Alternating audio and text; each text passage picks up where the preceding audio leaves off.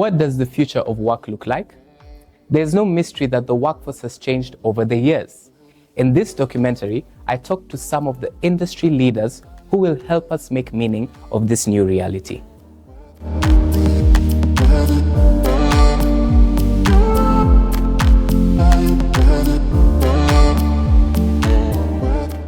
Welcome. May you please introduce yourself? Thank you, George. My name is Nyoiro. I am the site director at Zone 01 Kisumu. My responsibility is being in charge of the daily operations in the company. Zone 01 Kisumu is a company in the realm of software development training and job placement. What we do is skill digital talents with high-level coding skills, world-class training, and then place them in the job market. Thank you so much. The world has been through so many changes over the last few years, and I've been curious, what do you think are the differences between the workforce of the 90s and the workforce now? Looking at the workforce in the 90s and in this century, I believe looking at the World Bank report, UNDP reports that have come out, I believe, at the beginning of this year, the main difference is information technology. In the 90s, there was the absence of IT, and everything that was being done was manual. There's been automation of processes, and as we talk about the year 2025, the workforce is dominated by technology. And now when we talk about 2025, it's not just technology, but artificial intelligence, where whatever is happening at the workforce is technology mimicking human intelligence. My name is Roselyne Ogaye, and I'm a teacher by profession, teacher of English.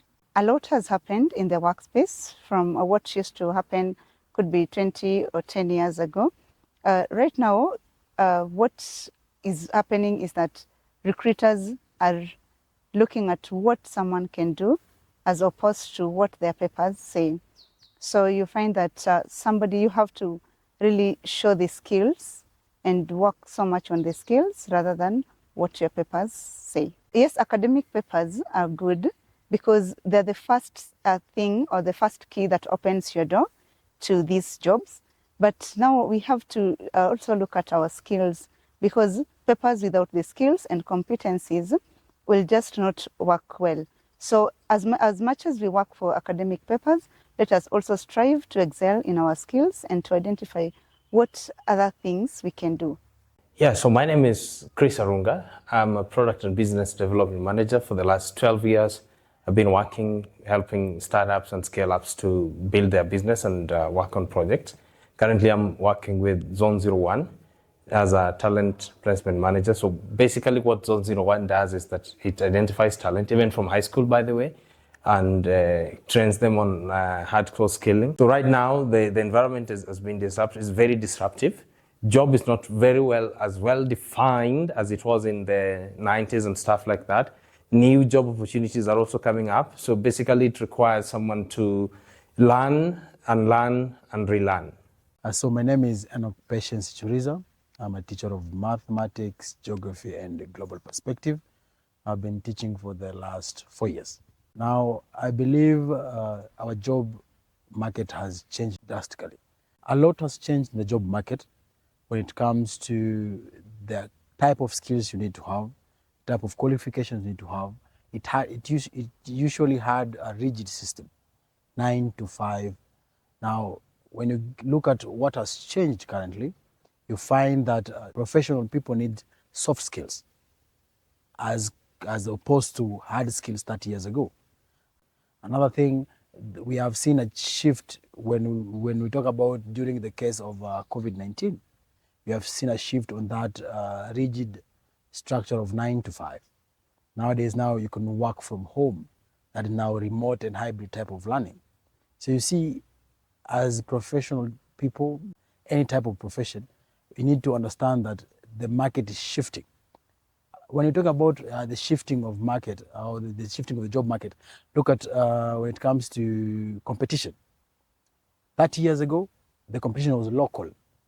We have local people competing for local jobs. Now, with the change when it comes to globalization, we have local communities, local population fighting for or applying also for jobs that are international. Now that opens up a wide range of opportunities for the local community.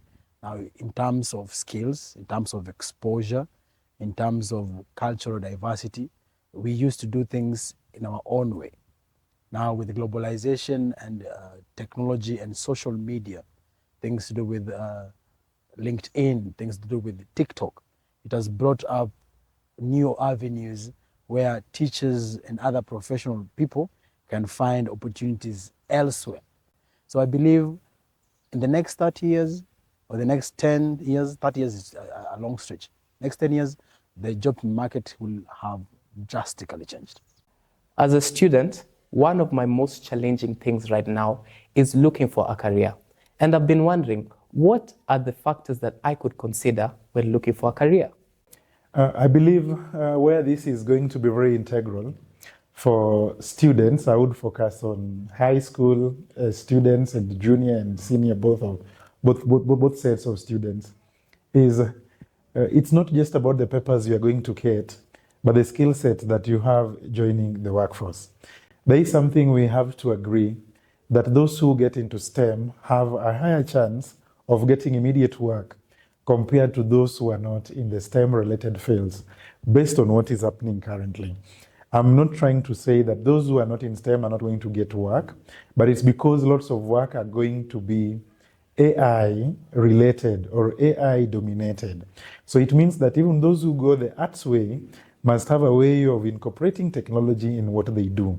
So what I would tell students or those who are joining the workforce now, they have to find a way of integrating technology in whatever they are doing. And two, soft skills are very important.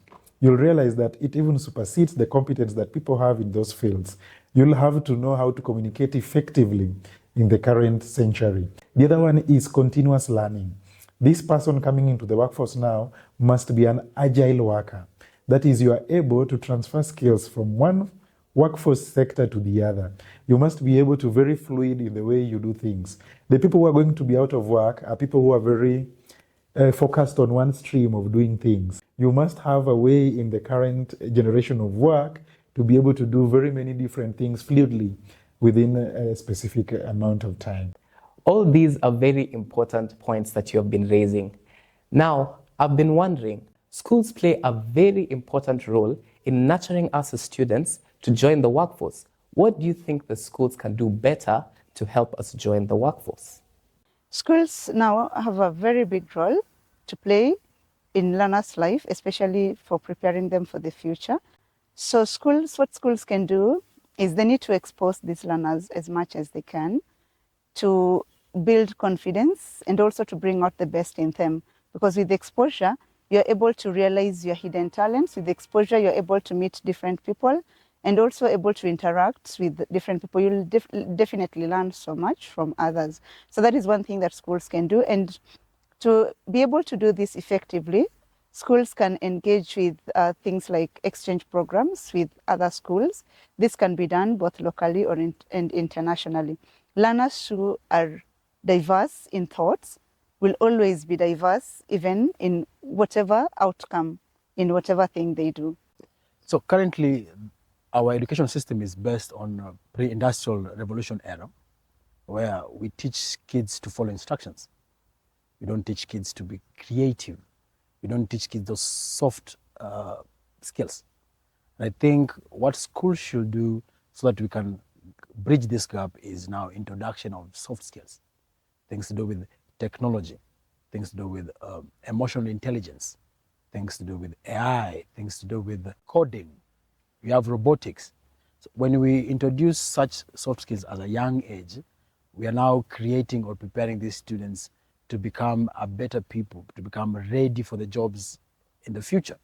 Now, unlike just memorizing, in the classroom, teaching just about memorization, it kills the creativity in the student. So I believe if we as educators and teachers and professional people in the market change this, it will be a better thing for the future generation. I believe there is a lot of work that has to happen. CBC, by all standards and intentions, is a good program.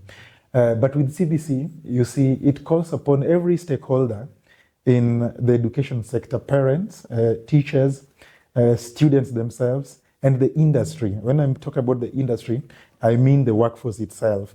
They have to collaborate and mentor students so that they understand what the workforce requires. If you talk about sport, we have to have coaches coming into schools, and then the students can shadow whatever they're doing and understand what it means. When we talk about surgery in the current world, we must bring these robotic machines to the schools, and so that the students can understand what is happening in the market. So CBC is very great, is very okay. I believe that it has the potential to drive change, but it needs a lot of monitoring and a lot of shadowing what it aspires to be. In addition to all these, CBC pathways are very critical and very significant in the economy today.